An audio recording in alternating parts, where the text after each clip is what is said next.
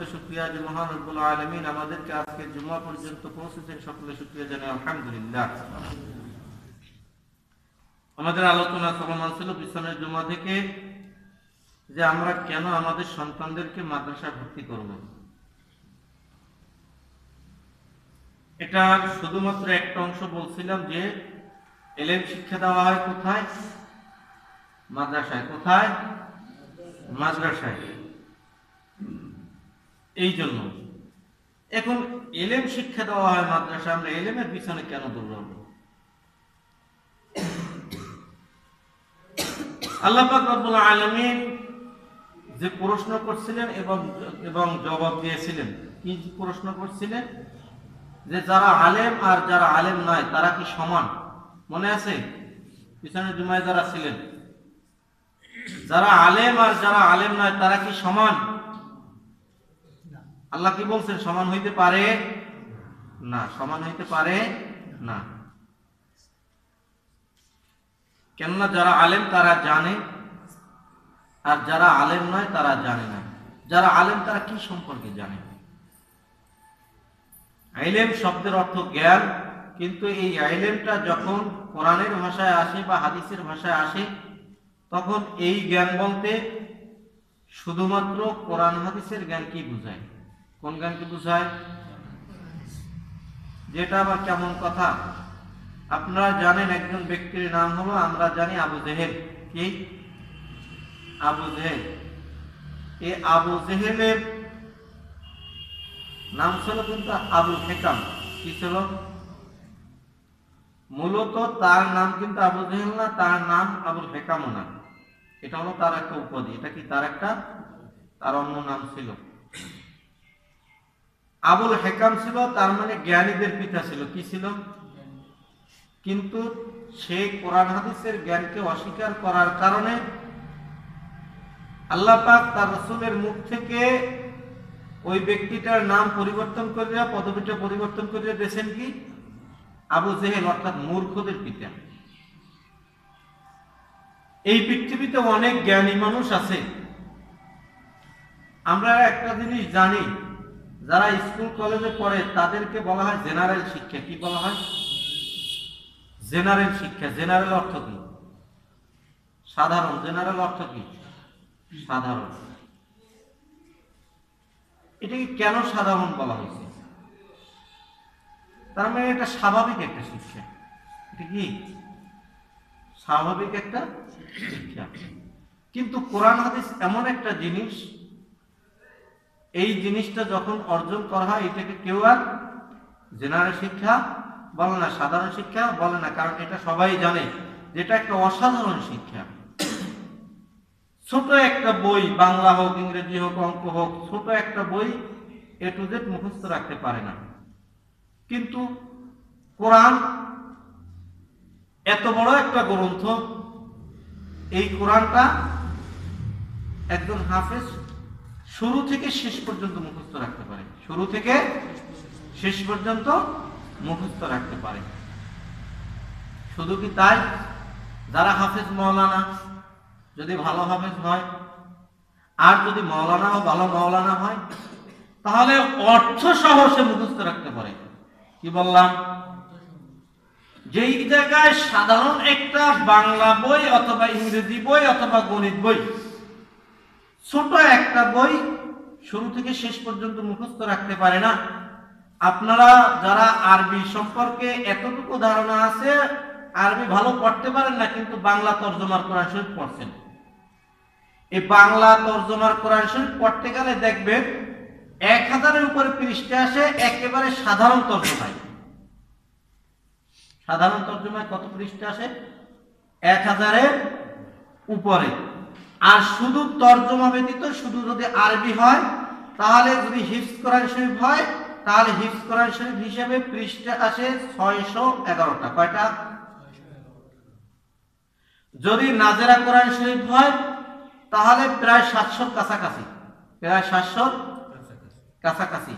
এই পৃষ্ঠাগুলা একজন ব্যক্তি কি করতেছে? লেখা কিন্তু একই। হিফজ কোরআন শরীফও যে লেখা, নাজেরা কোরআন শরীফও কি একই লেখা, কিন্তু পার্থক্য কি?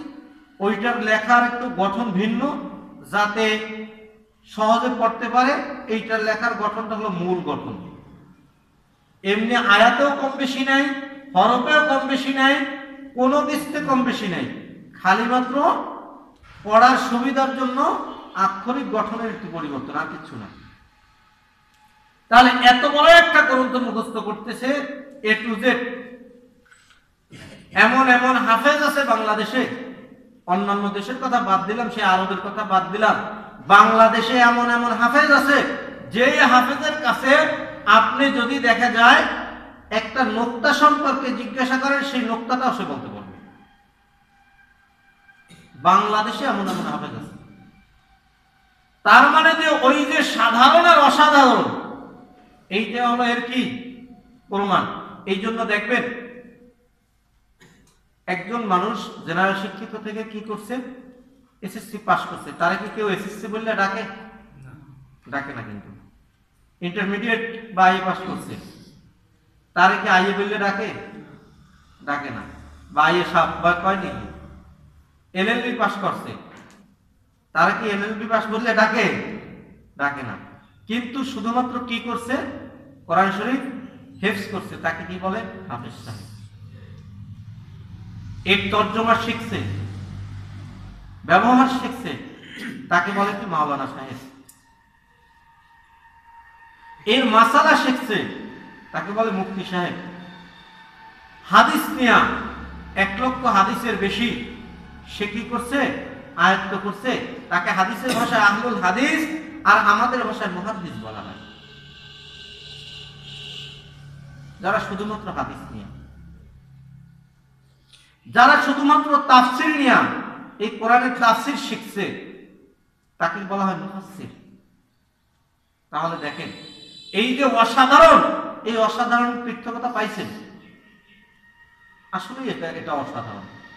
আপনি নিজে কোরআন পড়বেন, কোরআন পড়তে না পারলেও তর্জমা পড়বেন, পড়ার চেষ্টা করবেন, কোরআন শেখার চেষ্টা করবেন, দেখবেন আসলে যে এটা অসাধারণ, এটা আপনি নিজেই বুঝতে পারবেন।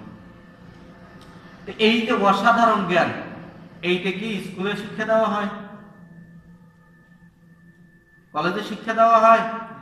এখন বলতে পারেন যে ইউনিভার্সিটিতে কিছু কিছু বিষয় আছে, ইউনিভার্সিটি 2টা মাত্র বিষয় আছে। কয়টা বিষয়? Islamic studies, Islamic history. কি কি আছে? ইসলামিক স্টাডিজ আর ইসলামিক হিস্ট্রি। এই ইসলামিক স্টাডিজ করিয়া ডক্টর হইয়া আর ইসলামিক হিস্ট্রি করিয়া ডক্টর হইয়া এ মানে কোরআন হাদিসের সব জানিয়ে ফেলাইছে। তাও কোন সময় যাইয়া? ইন্টার পাস শেষ হবে, তারপর ব্যাচেলর গ্রুপে যাইয়া ভর্তি হইবে, এর আগে না। কিন্তু যেই জায়গাটা তার কোরআন আয়াতের সময় ছিল, ওই জায়গাটা কি অন্তর্ভুক্ত ছিল না। যেই সময়টা, ওই সময়টা মূলত সার্টিফিকেট হয়, সিলেবাসে যা ওইটাই পড়ে, আর সিলেবাস পড়লে তো আর কোরআন হাদিস জানা যায় না। যারা পরীক্ষা দেন, পাশ করেন, তারা জানেন যে আসলে পরীক্ষায় পাশ করা আর ওই বইয়ের জ্ঞান অর্জন করা সমান। এই বাংলা বইয়ের কথাই বলেন, আপনারা যারা ডিপ্লোমা করেন বা যারা যেই বই ভালোবাসেন, ওই বইয়ের কথাই ধরেন, ওই বইয়ে পাশ করা আর ওই বইয়ের জ্ঞান অর্জন করা কি সমান? এই জিনিসটা বুঝতে হবে। এইটা পাইতে হইলে কোথায় যাইতে হবে? মাদ্রাসায়। কোথায় যাইতে হবে?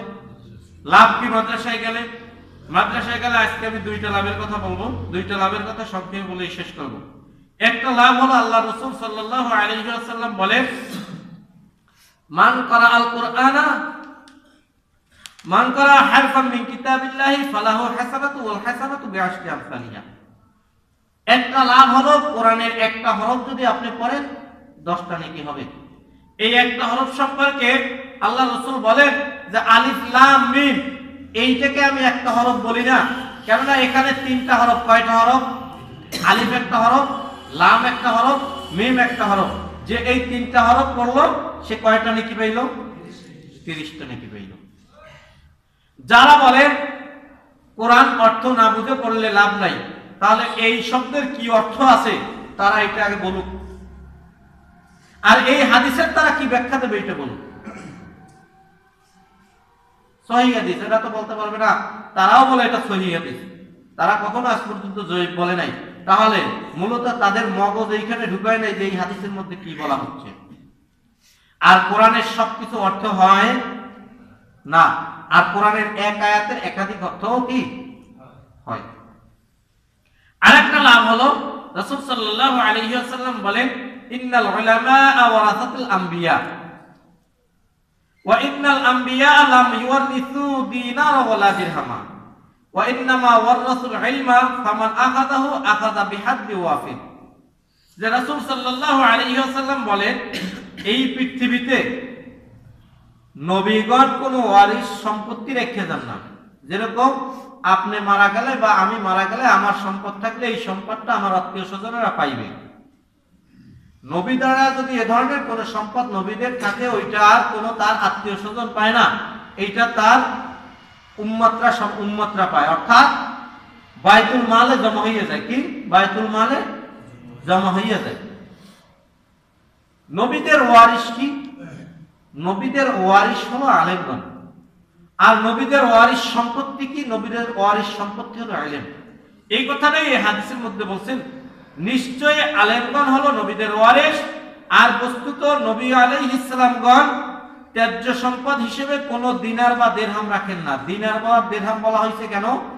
দিনার ছিল আরবের বড় টাকা, আর দিরহাম ছিল আরবের ছোট টাকা। একেবারে সর্বনিম্ন হিসাবে কি ছিল? দিরহাম, আর উপরে কি ছিল? দিনার। তা এই দিনারও রাখেন নাই তারা সম্পদ হিসেবে, আর কি রাখে নাই? দিরহামও রাখে নাই। রাখছে কি?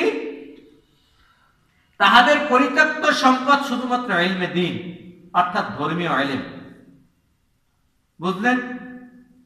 সুতরাং যে ব্যক্তি এই ইলম অর্জন করে সে ত্যায্য সম্পত্তির এক বড় অংশ লাভ করে। এই জন্যই হলো আলেমগণ নবীদের ওয়ারিস। কেননা এখন তো আর কোনো নবী আসবে না। এখন কি আসবে না? কোনো নবী আসবে না। ওই জন্য কিছু কিছু আলেম বলছেন যে এই জামানার একজন খাঁটি আলেম মানে নবী পাইলে যেই সম্মান ছিল এই আলেমের সেই সম্মান, তার মানে সে নবী সমতুল্য, কিন্তু নবী না। অনেক আলেমের মুখ থেকে এই কথাগুলো শুনছেন। কেউ কেউ আবার বলছেন যে এইটাকে অমুক আলেম বলতে পারে, কিন্তু মূলত এই হাদিসের ব্যাখ্যা হলো এটা। কেননা নবীদের ওয়ারিস কি? ইলম, আলেম। আর নবীদের সম্পদ কি? ইলম। নবীদের যেই কাজ আলেমদের কি? সেই কাজ। নবীদের যেই দায়িত্ব আলেমদের সেই দায়িত্ব। এই রূপ অর্থে কিন্তু তারা ওই কথাটা বলছে। তাহলে আপনার সন্তানকে যদি নবীর ওয়ারিস বানাইতে হয়, তাহলে কি স্কুলে দিয়ে পারবেন? কলেজে দিয়ে পারবেন? ভার্সিটিতে দিয়ে পারবেন? পারবেন না। এইটা পাঠ্য হইলে কোথায় যাইতে হবে? মাদ্রাসায় দিতে হবে। কোথায় দিতে হবে? মাদ্রাসায় দিতে হবে, নাকি? আর এখন বলতে পারেন যে তাহলে এইসব শিক্ষা কি বাদ দেবো? আমরা বাদ দেওয়ার কথা বলি নাই। আমরা বলছি কি, আপনার সন্তান ভর্তির উপযোগী, তাকে আপনি মাদ্রাসায় ভর্তি করেন। লাভ কি? আপনি এখানে পাবেন কি? তৃতীয় শ্রেণীর মধ্যে কোরআন পড়তে পারা। কোরআন কি? পড়তে পারা। এবং নামাজের মধ্যে যেই সূরাগুলো পড়তে হয় এই সূরাগুলো মুখস্থ। তাছাড়াও অতিরিক্ত কিছু ওয়াজিফার সূরা আছে, এইগুলো মুখস্থ।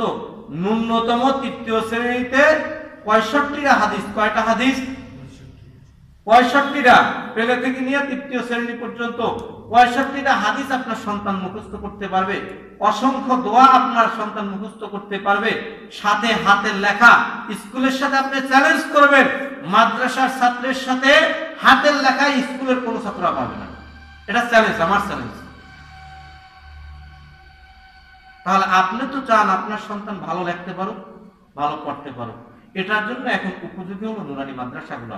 এই জন্য আপনি জেনারেল শিক্ষিত পড়ান, সমস্যা নেই, জেনারেল শিক্ষিত করবেন। কমপক্ষে তৃতীয় চতুর্থ শ্রেণী পর্যন্ত আপনি মাদ্রাসা থেকে শিক্ষা দিয়ে দেন। তাহলে কি হবে? আপনার ওই ছেলে যখন বড় হবে তখন হুজুরদের কাছে বলতে হবে না যে আমার সন্তান কথা শোনে না। তারে নামাজ পড়তে বলে কিন্তু সে নামাজ পড়ে না। এই ধরনের কথাগুলো আপনার বলতে হবে না। আপনার ওই যে অতিষ্ঠতা, এটা আপনার অনুভব হবে না। এই জন্য আমার অনুরোধ থাকবে যে আপনার সন্তানকে ইলম অর্জনের জন্য আপনি মাদ্রাসায় দেন। এরপরে আপনি বলতে পারেন যে হুজুর মাদ্রাসায় পড়ার পরেও তো অনেক ছাত্রছাত্রী দেখা যায় যে তারা এদার ওদার হইয়া যায়। একটা জিনিস কি আপনি মনে রাখবেন, স্বাভাবিক যে কোনো হিসাবের ক্ষেত্রে যদি 10 জন থাকে, 10 জনের যদি 6 জন ভালো হয় আপনার কাছে ওইটা ভালো, আর 10 জনের যদি 6 জন খারাপ হয় আপনার কাছে ওইটা খারাপ। তা এখানে যদি 100 জন ছাত্রের মধ্যে 10 জন যদি ছুটতে যায়, ওটা আসলে দূষণীয় না। কেননা সবাই ফেরেশতা হবে না, সবাই কি ফেরেশতা হবে না, সবার মধ্যে ফেরেশতার আমলও আসবে না। এই যে অধিক সংখ্যক ভালো পাইবেন, এইটাই কি আপনার আমার গ্রহণযোগ্য নাকি? এই জন্য আমার দাবি, যার সন্তান মাদ্রাসায় ভর্তি করার উপযোগী আমরা মাদ্রাসায় ভর্তি করব। যা আমি বললাম আমাদের সকলকে